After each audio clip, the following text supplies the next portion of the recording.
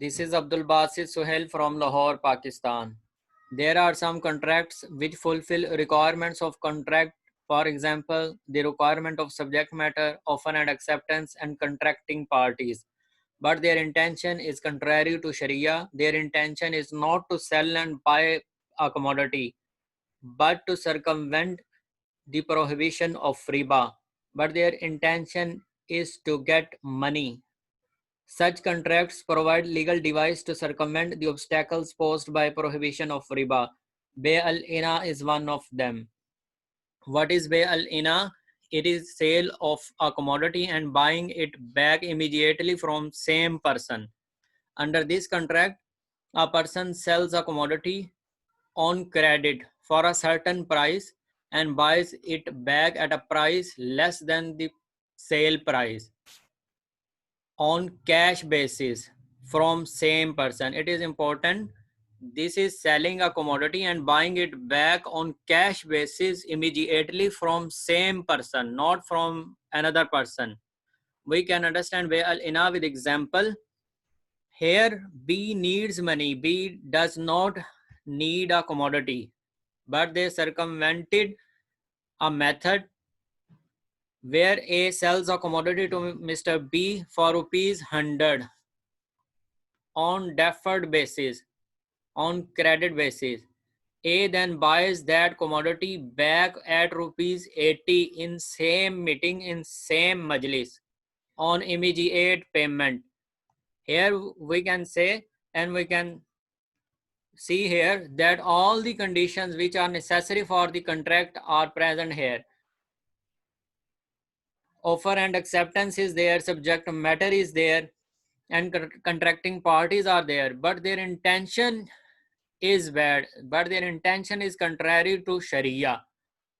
So that's why, according to majority view, bay al-ina is invalid, but according to Imam Shafi, it is permissible. There is another way of bay al-ina where a person sells a commodity on cash. In previous example, he was selling commodity on deferred basis first, but here a person sells commodity on cash and then buys it back at a higher price to be paid at some specified time in future. We can understand with example 2. Here A needs money. A does not need a commodity. A sells a commodity rupees 80 to Mr. B on cash and buys it back at rupees 100 on credit basis to be paid at future. All these three conditions, subject matter, offer and acceptance, and contracting parties are present here, but their underlying and intention is contrary to Sharia. So as mentioned earlier, this is invalid contract according to majority, but according to Imam Shafi rahimahullah, bay al-ina is permissible. The reasons of invalidity: because their intended objective is not valid. Their objective is not to sell a commodity, to buy a commodity, but their underlying intention or objective is to get money, to get cash.